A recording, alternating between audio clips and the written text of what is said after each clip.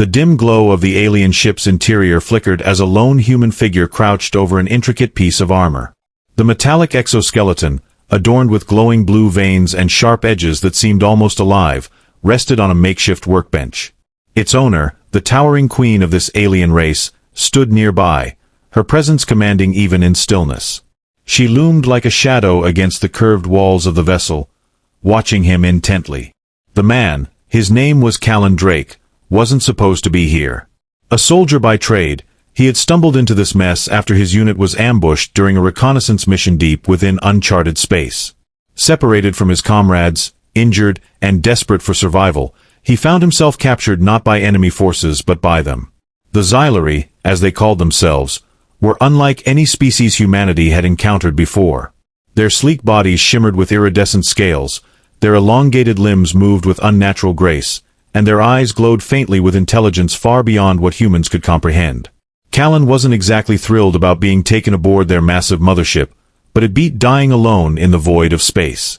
At first, he thought he'd end up dissected or imprisoned, perhaps studied like some kind of lab rat. But instead, the Xylari treated him with curiosity. Not malice, not hostility, just curiosity. They communicated through gestures at first, then with fragmented words translated awkwardly through ancient technology scavenged from other civilizations. Over time, Callan learned enough of their language to hold basic conversations, though every interaction felt surreal. And now here he was, tinkering with the Queen's armor, a task so absurd it bordered on comical. He didn't know much about repairing alien tech, but apparently, his knack for improvisation caught someone's attention. When one of the Queen's attendants approached him earlier, mimicking gestures to indicate broken machinery, Callan assumed they wanted him to fix something trivial. Instead, they led him straight to Her Majesty herself. Her armor, damaged in what appeared to be combat, lay spread across the table in front of him. It looked more like living tissue than metal, pulsing faintly under his touch. Every movement sent ripples of light dancing across its surface, as if it responded to his presence. Callan couldn't help but marvel at its complexity. For all the horrors humanity faced when encountering alien life, there was no denying the beauty of their creations. As he worked, the Queen observed silently, her gaze fixed on him with an intensity that made his skin crawl. She towered above him, easily twice his height, yet she moved with surprising delicacy. Her voice, when she finally spoke, startled him so much he nearly dropped his tools. "Do you love me, human?" she asked, her tone calm but laced with genuine curiosity. Callan froze mid-repair, his fingers hovering just above the glowing seam he'd been working on. Did she really just say that? Or had he misheard? His mind raced, trying to process the question while simultaneously wondering how many ways this conversation could go horribly wrong. Love. What did that even mean coming from her? Callan stammered, turning slowly to face her. Her luminous eyes bore into his, unreadable yet somehow expectant. "I don't think I understand what you're asking." She tilted her head slightly, her expression shifting ever so subtly. Was that amusement? Confusion? Disappointment? It was impossible to tell. "You repair my armor," she said, gesturing toward the table. "You show care. Is this not love?" Callan blinked, unsure whether to laugh or panic. "Fixing your armor is just part of surviving," he replied cautiously. "It doesn't mean I love you. It means I want to stay alive." Her lips parted slightly, revealing rows of razor-sharp teeth that would have been terrifying if her demeanor weren't so eerily calm. "Survival," she echoed softly, tasting the word as though it were foreign to her. Then, after a moment of silence, she added, "But why do you survive? Do you wish to return to your people? Or do you find purpose here?" Purpose. That word hit harder than Callan expected. Purpose had been a distant concept since the war began. Back on Earth, he joined the military out of necessity, hoping to escape poverty and make something of himself. But once deployed, survival became the only goal. Purpose faded beneath layers of exhaustion, fear, and loss. And now, stranded among these enigmatic beings, he wasn't sure where he belonged anymore. "I guess I haven't figured that out yet," he admitted quietly, returning his focus to the armor. anything to avoid looking directly at her piercing gaze. The Queen regarded him thoughtfully, her long claws tapping gently against her armored forearm. "Perhaps you will," she murmured. "In time." Days turned into weeks aboard the Xylari ship, though Callan struggled to keep track of time without familiar markers like sunrise or sunset. The environment itself was disorienting. Corridors twisted and spiraled in ways that defied logic. Gravity shifted unpredictably depending on which section of the ship he entered, and the air carried a faint hum that vibrated through his bones. Yet despite its strangeness, the ship felt strangely alive, almost organic in nature. It pulsed and breathed around him, adapting to the needs of its inhabitants. Callan spent most of his days fixing things: weapons, equipment, structural components. Word had spread quickly among the Xylari that the human prisoner possessed a unique talent for problem-solving, and soon requests poured in from various factions within the hive-like society. Some sought repairs for mundane items, others for highly specialized gear used in battle. Despite his initial reluctance, Callan threw himself into the work, finding solace in the rhythm of creation and destruction. Each repaired object brought a small sense of accomplishment, a reminder that he still had value, even here, among aliens who saw him as both inferior and intriguing. His interactions with the Queen grew more frequent, though never predictable. Sometimes she summoned him to her chambers, offering cryptic questions about human culture or emotions. Other times, she simply watched him work, her presence looming yet oddly comforting. There was something mesmerizing about her. The way her iridescent scales shimmered under the ship's dim lighting, the fluidity of her movements, the low rumble of her voice when she spoke. She wasn't cruel, nor particularly kind. She existed in a realm beyond such simplistic categorizations, and Callan found himself drawn to her complexity. One evening, or what passed for evening aboard the ship, he sat cross-legged on the floor of a communal chamber, surrounded by scraps of alien technology. Several Xylari gathered around him, chattering excitedly as he demonstrated how to modify a plasma rifle for increased efficiency. Their enthusiasm was infectious, and Callan found himself laughing along with them, momentarily forgetting the vast gulf between their species. That's when chaos erupted. A deafening alarm blared through the ship, reverberating off the walls and sending vibrations coursing through Callan's body. The Xylari froze, their glowing eyes darting toward the ceiling as if searching for answers. Within seconds, the room emptied as they scrambled to their assigned posts, leaving Callan alone amidst the scattered tools and half-finished projects. Before he could react, the Queen appeared, her armor gleaming ominously in the red emergency lights. Without a word, she grabbed him by the arm and hauled him to his feet, dragging him down a narrow corridor at a pace that left him stumbling to keep up. Her grip was firm but not painful, her claws digging lightly into his flesh as if to anchor him to reality. "What's happening?"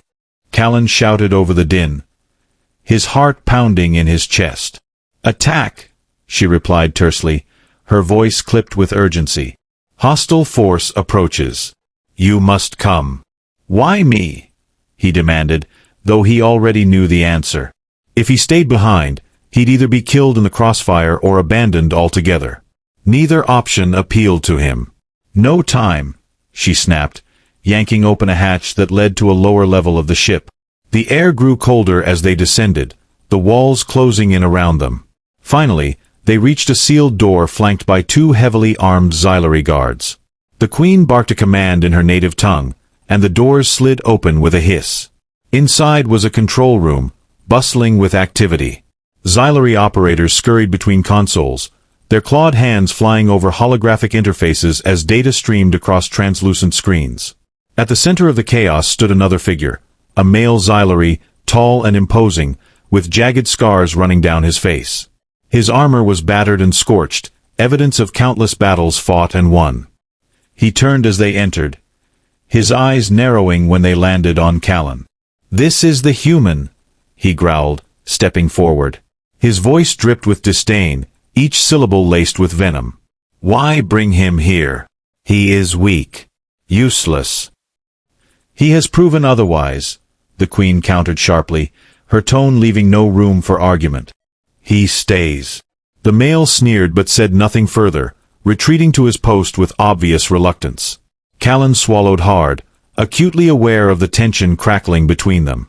Whatever animosity existed between this newcomer and the Queen, it ran deep, and Callan had unwittingly stepped into the middle of it. As the battle preparations intensified, Callan noticed something strange. Amidst the flurry of activity, the Queen kept glancing at him, her expression unreadable. Was she worried, protective, or merely calculating? He couldn't tell. All he knew was that whatever happened next, he wouldn't be sitting on the sidelines. When the attack came, it was swift and brutal.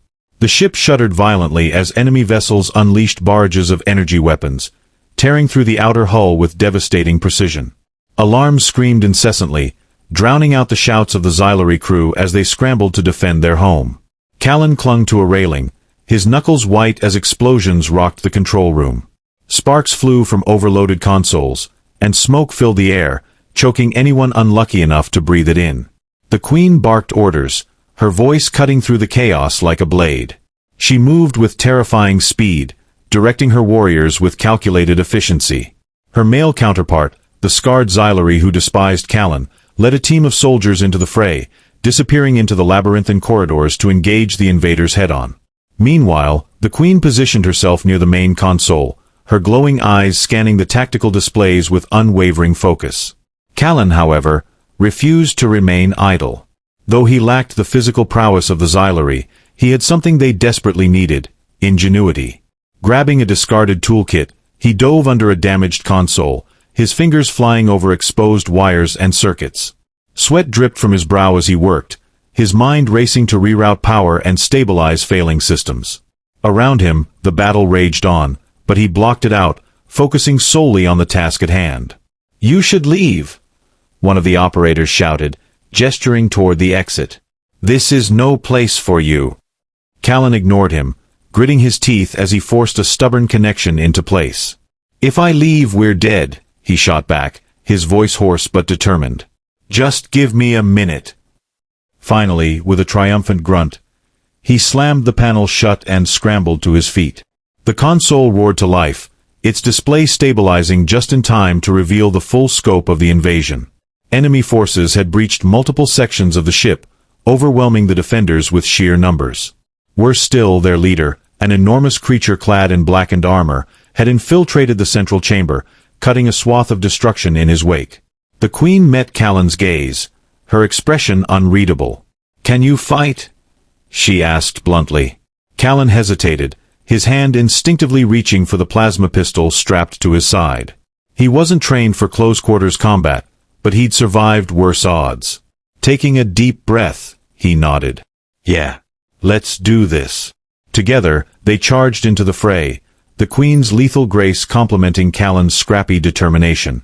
As they fought side by side, an unspoken bond formed between them, a fragile thread of trust that might just be strong enough to save them all. In the aftermath of the battle, as the ship limped toward safety, Callan found himself alone with the Queen once again. Her armor was dented and scorched, her scales dulled from exertion, yet she stood tall, radiating quiet strength. She turned to him, her luminous eyes searching his face. "You stayed," she said simply, her voice soft but heavy with meaning. Callan shrugged, leaning against the wall to catch his breath. "What can I say? You guys are growing on me." For the first time, she smiled, a slow, enigmatic curve of her lips that sent a shiver down his spine. "And you, human," she murmured, "continue to surprise me." The Queen's smile lingered for a moment longer before vanishing, replaced by an unreadable expression. She reached out, her clawed hand hovering just above Callan's shoulder as if she wanted to touch him but thought better of it. Instead, she turned away, striding toward the viewport that overlooked the vast expanse of space. The stars outside shimmered faintly, their light distorted by the ship's damaged shields. Callan straightened, brushing dust and soot from his clothes. His body ached from the fight, every muscle screaming in protest, but he pushed through the pain. "What happens now?" he asked, joining her at the viewport. Her glowing eyes reflected the starlight as she spoke. "Now, we rebuild. They will come again." Her voice carried a weight of inevitability, as though she'd faced such battles countless times before, and knew there would be more to come. Callan frowned, glancing at her profile. There was something unsettling about the way she said it, as if she were resigned to this endless cycle of destruction and survival. "Who are they?" he pressed. "Why do they keep attacking you?" She hesitated, her gaze dropping to the floor. For a moment, Callan thought she might not answer. Then, with a sigh that sounded almost human, she began. They are called the Xyrath, a splinter faction of our kind, driven by madness and greed.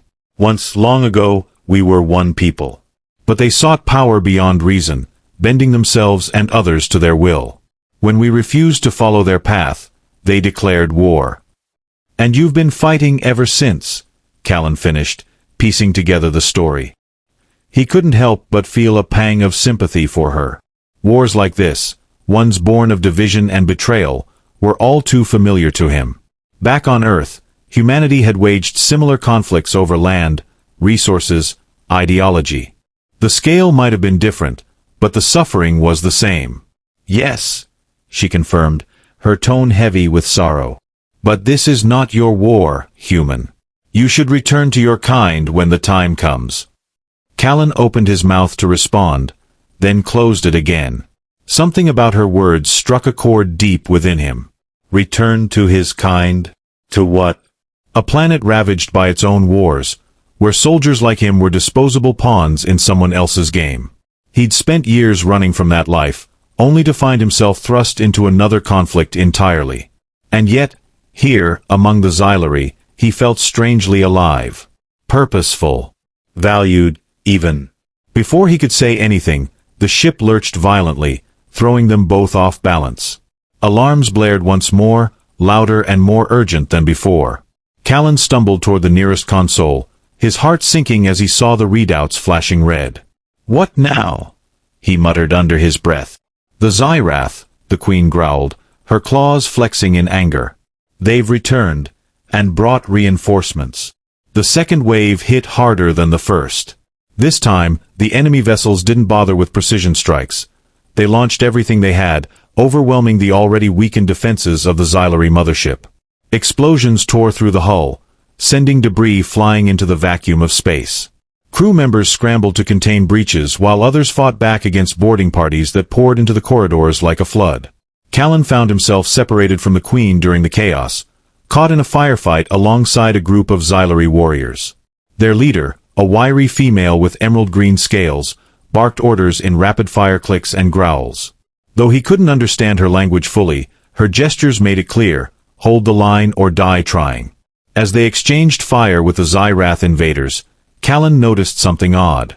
The enemy soldiers moved differently than the Xylari. They were faster, stronger, almost mechanical in their precision. Their armor glinted unnaturally, as if fused directly to their bodies. Worse still, they seemed impervious to pain, pressing forward even after sustaining injuries that would have felled any normal being. They're enhanced, the green-scaled warrior snarled, noticing his confusion. Not fully Xylari anymore. Abominations. Callan swallowed hard, firing another burst from his plasma rifle. If these creatures weren't fully Xylari, what exactly were they? And how far had the Xyrath gone to create such monstrosities? Just as the thought crossed his mind, a massive explosion rocked the corridor, sending everyone sprawling. Smoke billowed from the breach, obscuring vision and choking the air. Through the haze, Callan spotted movement, a towering figure emerging from the wreckage.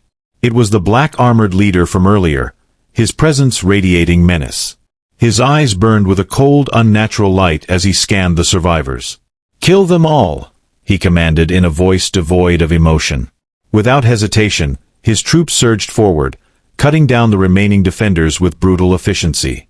Callan ducked behind cover, his mind racing. They couldn't win this, not without help. Desperation gnawed at him as he fumbled for his communicator, hoping against hope that someone aboard the ship could hear him. "Queen!" he shouted into the device. "If you can hear me, we need backup now." Static crackled in response, followed by a faint reply. "Hold on, human," came the Queen's voice, strained but steady. "I am coming." Moments later, the tide turned.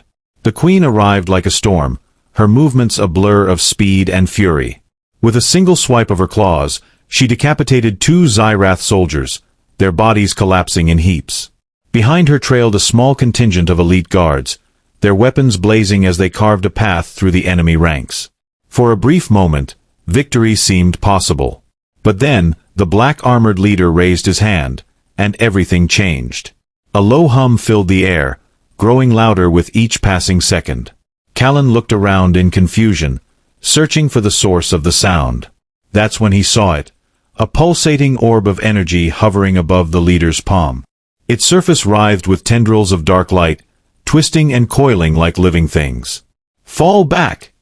the queen roared, grabbing Callan by the arm and yanking him backward. Her grip was ironclad as she dragged him away, her guards forming a protective barrier around them. "What is that thing?"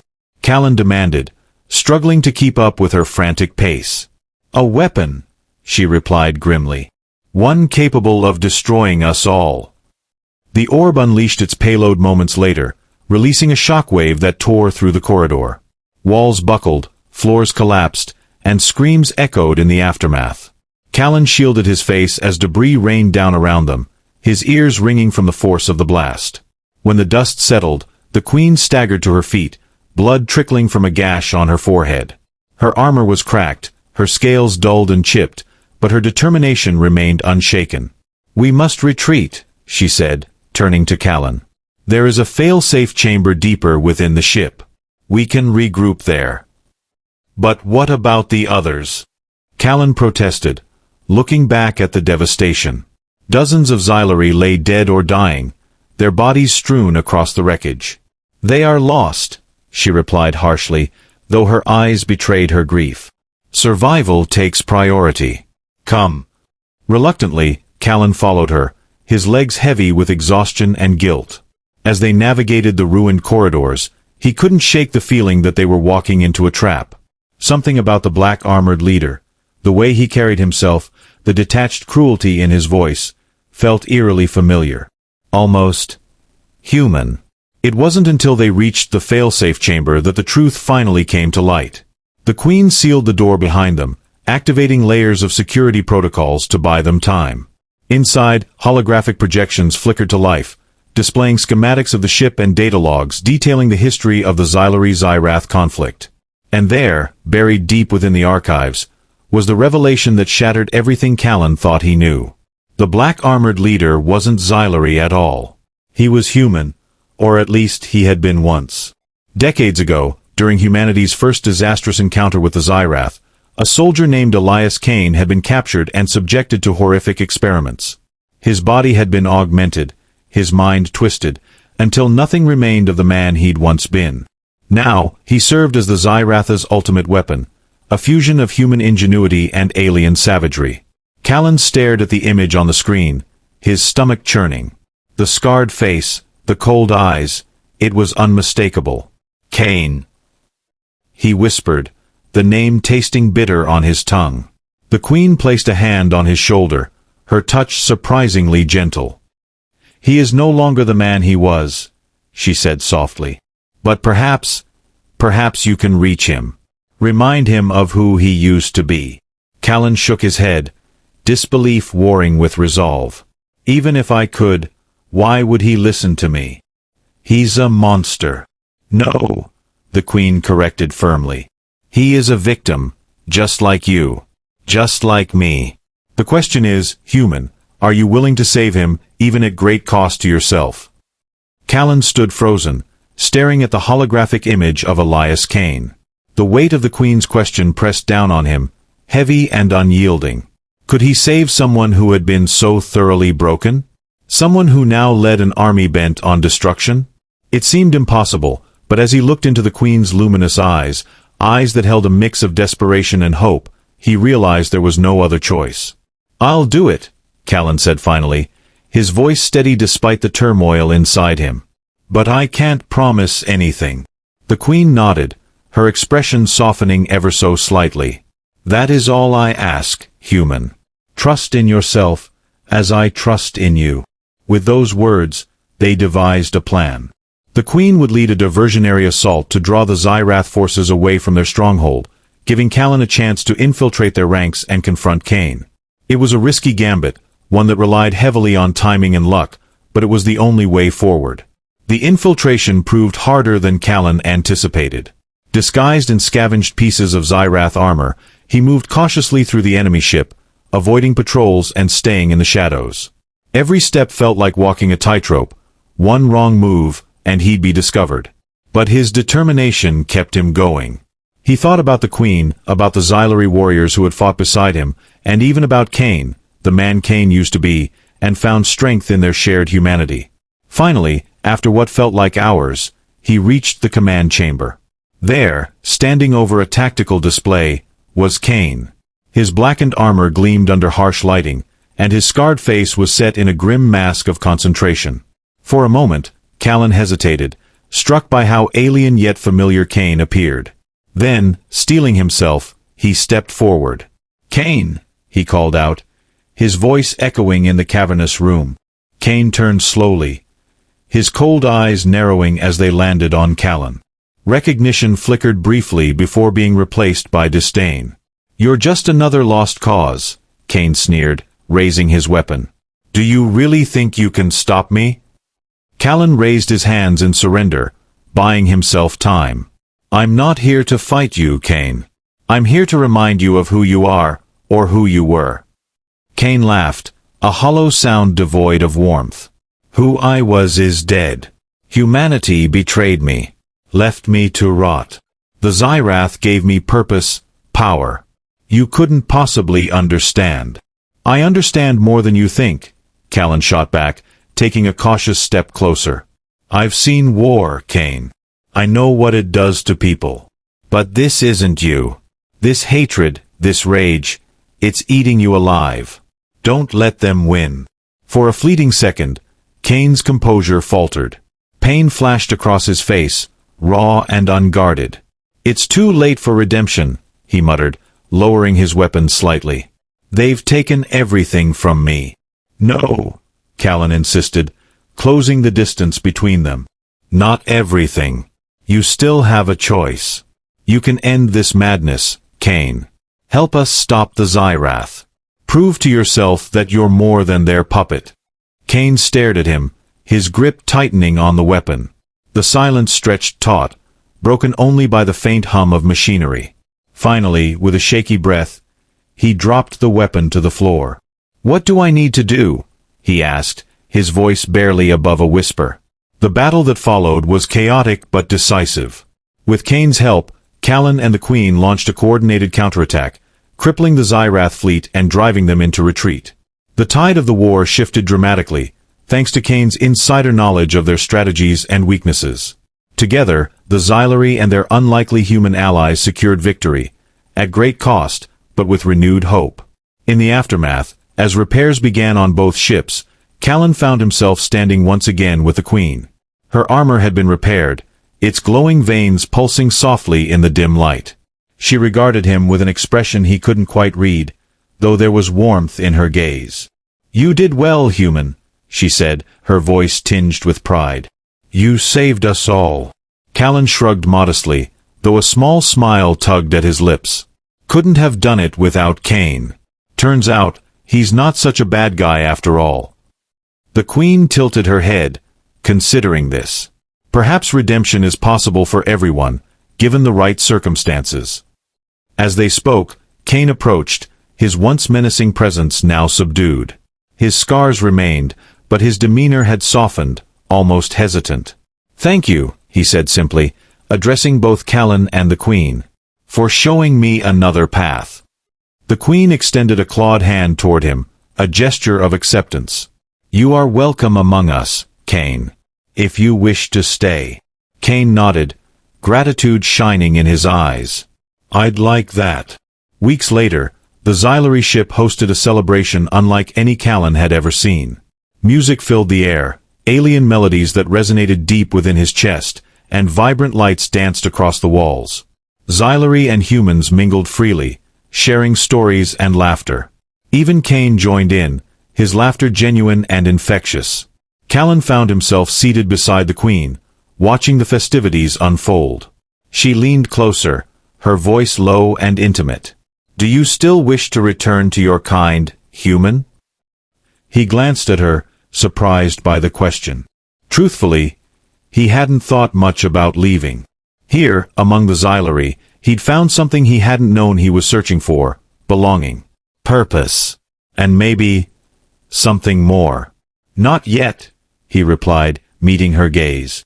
There's still work to be done. Besides, he grinned, gesturing to the lively scene around them.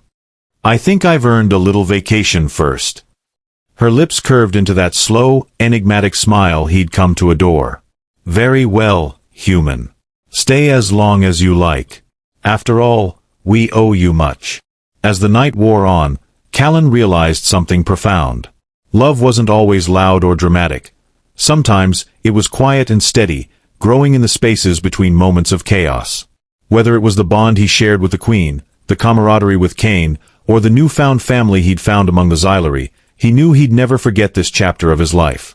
And for the first time in years, Callan Drake felt truly at peace. Under the shimmering lights of the Xyleri ship, Callan raised a glass with Cain and the Queen, their laughter blending harmoniously. The war was over, but their journey together had only begun. You've changed us, human, the Queen said softly, her glowing eyes meeting his. For the better. Callan smiled, feeling a warmth he hadn't known he needed. And you've given me a home when I thought I'd lost everything. Cain clapped him on the shoulder, his scars no longer symbols of pain but resilience. To new beginnings, he toasted, his voice steady and full of hope. The Queen nodded, raising her own goblet. To unity, across stars and species. As they drank, Callan realized love wasn't just one moment. It was every shared victory, every quiet understanding, every step forward together. With the Xyleri by his side, he finally felt whole. And as the ship sailed through the cosmos, peace settled in his heart like stardust. For the first time, Callan knew this was where he belonged.